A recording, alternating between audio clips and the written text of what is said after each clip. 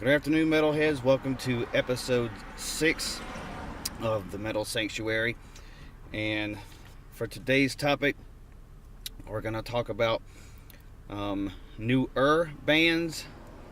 And what I qualify that is bands that debuted in 2000 or since then. So, no earlier than 1999 or something like that. So,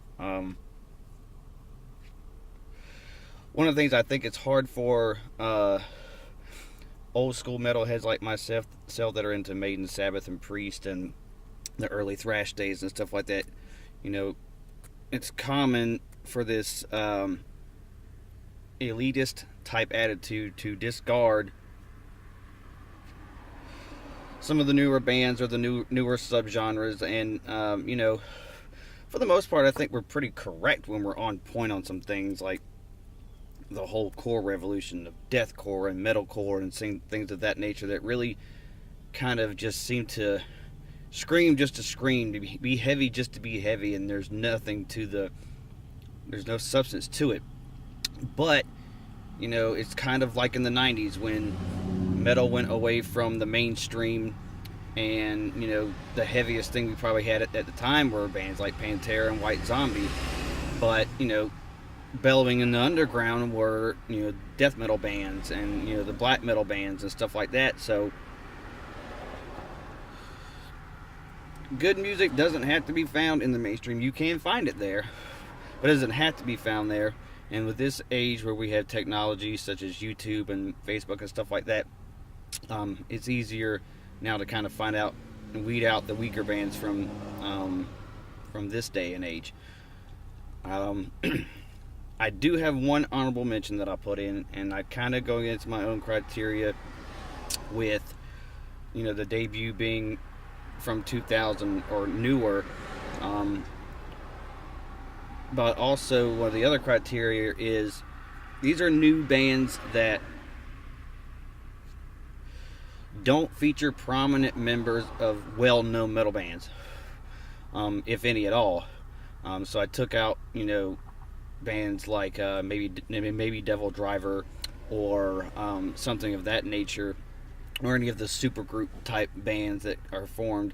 I wanted to give a fresh new perspective on some of the bands that maybe you may not have heard of just because they're not well known. So my honorable mention will go to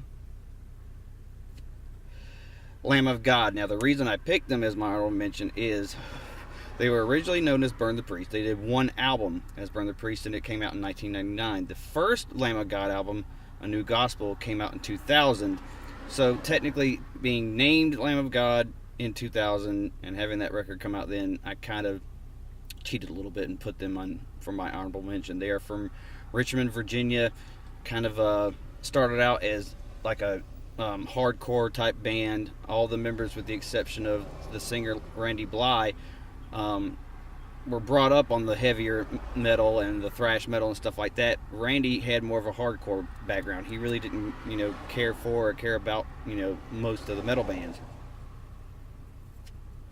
And certainly he's also stated in interviews I've read and seen that, he wasn't really too much of a thrash fan. But, after their first couple of records, they started more into being more of a heavier kind of a groove metal sound, if you will. The albums like Sacrament and Wrath, Ashes of the Wake, As the Palaces Burn, those records featured more of kind of like, some people maybe refer them having a somewhat similar kind of style as Pantera. I'm not saying they sounded like Pantera, but I think maybe people would see that maybe Pantera had some kind of influence, maybe. But they graduated more to that groove style, and I think I kind of give Pantera the reference because I know a lot of huge Pantera fans really like Lamb of God, so I could see where they probably go with that. As for my actual top 5, number 5 is a band called Ensiferum. Spelled Ensiferum. Their debut came out in 2001. It's self-titled, a Finnish folk metal band is what they're described of as, even though they have incorporations of melodic death metal, um, black metal, a little bit of power metal, a little bit of Viking metal. The vocal style has a lot of the what would be the melodic death metal growl type things, but then they also do some very good clean vocal stuff. So this is a band I found out through YouTube, and if you want to check them out, they're a really good kind of heavy band, a band that kind of is linked to them. One of their members was also in a band called Winter Sun, which is all one word. So, you know, very hard to categorize as far as what style. Wikipedia calls them a folk metal band, but you know, they have a lot of elements of stuff going on. My number 4 is a Swedish power metal band called Sabaton. They debuted their first album was in 2005. They have a very specific approach to what they do. They incorporate a lot of you might call orchestral elements in there. A majority of their songs are war based. The vocalist is kind of a different variety of what you might find in most of the earlier power metal bands, like the ones that came out in the 80s and the 90s. Not so much as, you know, the high pitched or whatever, but he has such a unique voice. You pretty much will always know, you're gonna know it's Sabaton when you hear them. I really like this band a lot just because there's just like an epic quality to their brand of power metal, which, you know, when I do eventually delve into the power metal subgenre, that's a thing you'll notice is that they kind of have that Manowar-esque type things where it's more of an epic style power metal, where there's something really going on, like on their stage shows. It would be like really epic, a very loud show. For number 3, sticking with Sweden, a band called Falconer, Falconer. Their debut came out in 2001, self-titled. They've had a lot of vocalist changes. I first got to them from their 2005 release, Grim vs. Grandeur. They blend a lot of folk metal type stuff into what they do.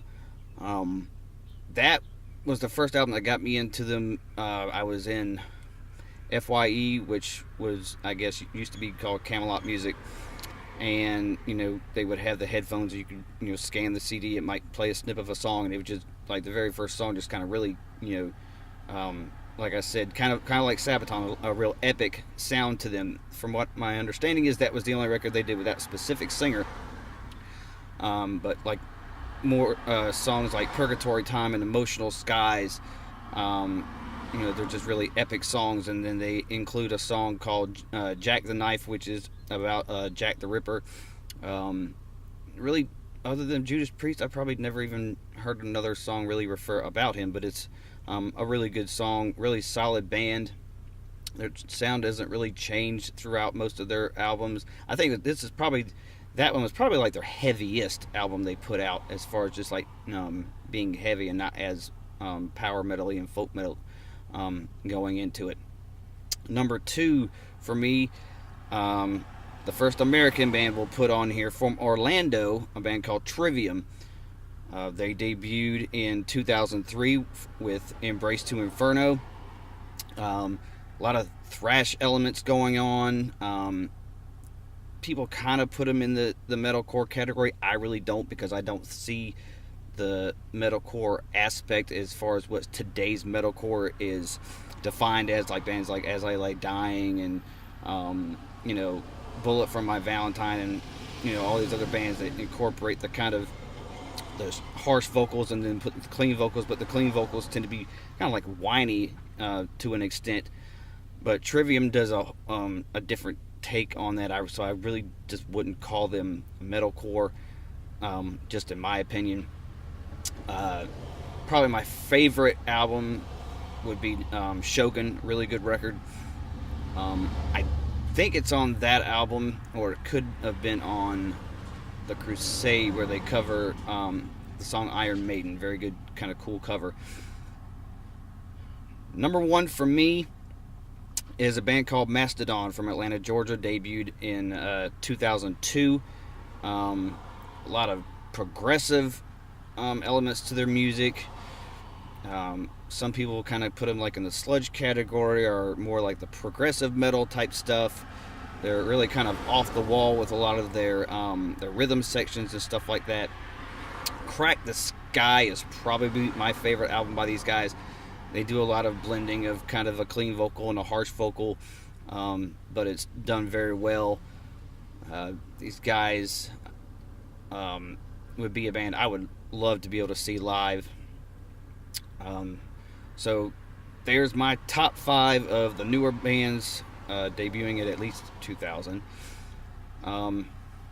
After this episode, I'll probably start delving into individual bands and getting more into depth about a specific band, my opinions and everything. I know I have one specific band that'll be the first one I do, because it was already requested by a friend. So I don't know if it'll be a string of just certain bands, or if I'll get back on some other top stuff or start delving into the subgenres. But definitely episode 7 will probably focus on just one band. So there you have it, my top 5. If you have 5 that you can think of that you like, put them on there. And see you later. Stay metal, and God bless.